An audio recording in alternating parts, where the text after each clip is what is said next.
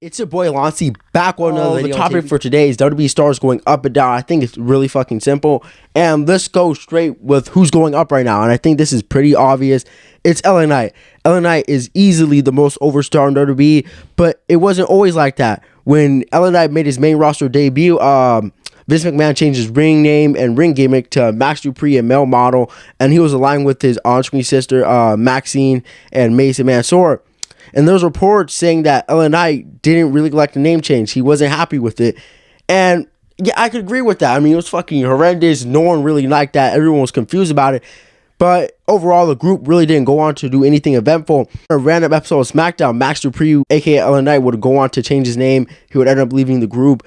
And LA Knight would go on to have a mini feud with male models and having a couple matches with Mansoor on SmackDown, all that shit. No one really cared for that. But shortly after, LA Knight would go on to feud with Bray Wyatt, and what would be pretty uneventful. And for me, that was pretty surprising because at that point, rest in peace, Bray Wyatt, he came back from, he had like a return. It was trending all over. He was selling merch like crazy, most popular. I mean, Bray really was that guy. But that feud really didn't do anything, and LA Knight arguably became even more popular than Bray Wyatt at that point. LA Knight, in my opinion, carried that feud because that feud was not hitting. It was so fucking confusing, and I could not watch that shit. But going other than that, LA Knight came out the feud with Bray even better than Bray, got in a better position, and around that time it was like the Money in the Bank. They had like all that cash and shit, like everyone in the ring and shit. And LA Knight was the most popular star in WWE. Everyone thought LA Knight would win the match, but all the fans got swerved, and Damian Priest ended up winning the match. And I thought that was pretty fucking confusing. I thought it was the wrong choice. But as it's shaping up right now, I mean, yeah, it's okay.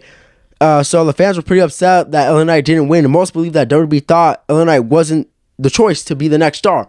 Because they're pushing stars like, they're pushing guys like Austin Theory, Grayson Waller, who aren't my cup of tea. These are characters that I've already seen before. And they're not my favorite. LA Knight, I really haven't seen this in a long time. Maybe since The Rock. But LA Knight really has... He can captivate the audience in a way that I've been seeing in a while. So, yeah, once again, WWE missed the mark, and it was frustrating to see because LA Knight, it was right there for the taking. Why not give the hottest guy on the roster the Money in the Bank? There could be so much you could do with that. And Knight was entertaining, had entertainment segments with Hit Row dropping one-liners, being funny as hell. It was like the funniest shit I've ever seen. I loved it. I loved everything from it. And he would go on to like have a couple matches like couple members from Hit Row, and at this point the fans love LA Knight. He was getting the biggest pops on every SmackDown. He was selling merch like crazy, and he was pulling numbers with those like little segments from Hit Row. Those segments, I don't know if you guys remember this, but like that Bloodline story, while it was hot, they went over so much time, and LA Knight segment ended up getting cut, but LA Knight ended up getting like the most fucking views.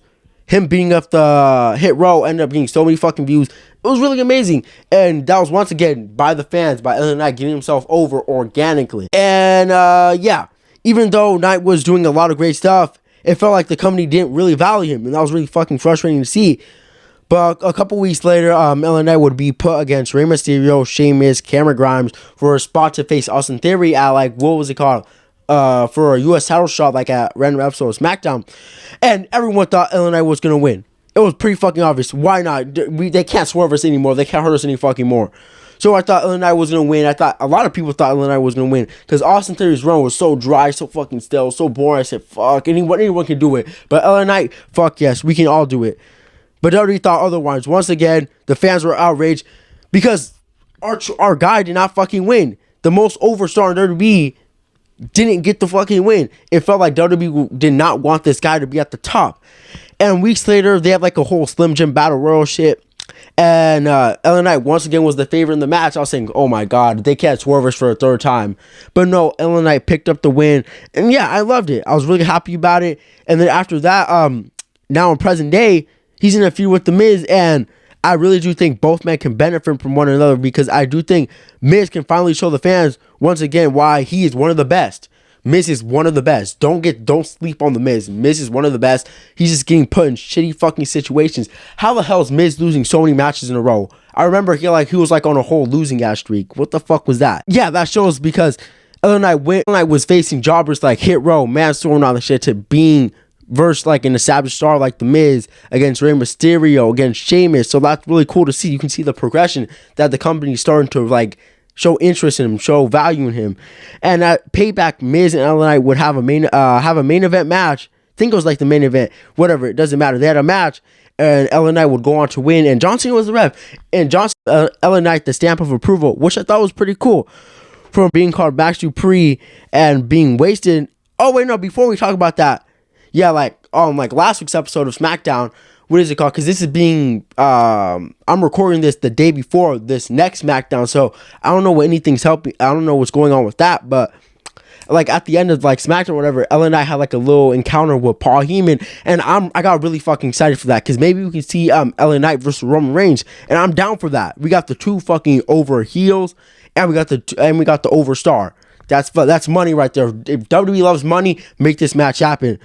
But yeah, to conclude this, from being called Max Dupree and being wasted to becoming LA Knight again and becoming the most over star in WWE in a year is fucking crazy. It does not happen. That shit is fucking rare. I don't think people understand how rare that shit is, because LA Knight got over organically. His charisma, his personality. LA Knight is that fucking guy. He is that guy for this generation. I do think he could be the guy for this generation. Like, he has that.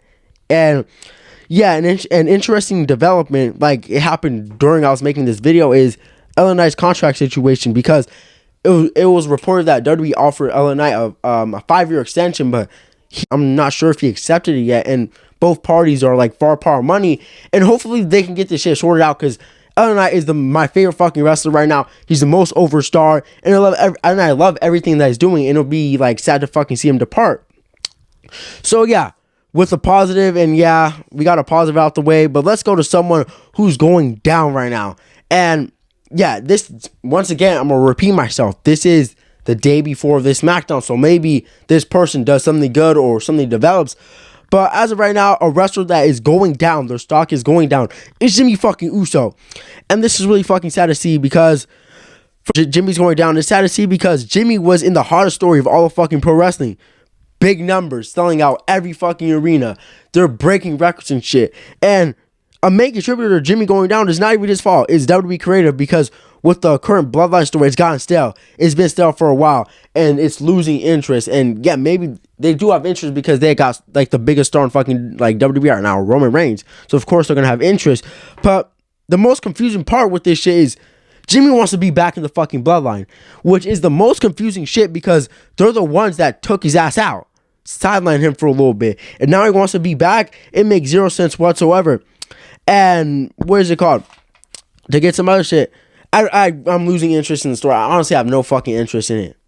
It feels like we already did everything that we can do, besides having matches with like the cousins, like Roman. Like, I'm sorry for my dog barking. Like, not having match. Like, the only thing that we need is like Solo versus Roman, Jay versus Jimmy, and I'll get into that later. But the worst part about Jimmy's downfall is, about Jimmy going down, is his brother Jay switched over to Monday Night Raw and pretty much got a fresh start on Raw, and he already feels like a big time player on Raw. And the fans are interested in seeing what Jay will do next, and I feel like the fans aren't really interested in seeing what Jimmy could do next. I feel like Jay has that it factor to him that Jimmy does not have. Maybe if they swap places, we could see a bit more of Jimmy, like shining a bit more, but I do think Jay is better. I do think Jay has that it factor. I do think the fans gravitate towards Jay, and I do think that they care a bit more about what Jay's going to do compared to Jimmy. But ultimately, I do think Jimmy is going to have to find something to do until he faces his brother at WrestleMania, because I do think that is the current plan. I do think Solo potentially could face Roman down the line, but I do think at WrestleMania we will get brother versus brother. I do think that's what's ultimately going to culminate to at WrestleMania. Maybe like an opener, maybe like a mid-carder, hell, maybe like a fucking main event, because brother versus brother, with this story that's been going on, why not? So until Jimmy faces his brother, he's gonna be stuck in no man's land. But other than that, yeah, that was like part one. This was like part one. I want to do more of this. Comment like who I should pick for who's going up and down. And yeah, other than that, it's been your boy Lonty, and peace out.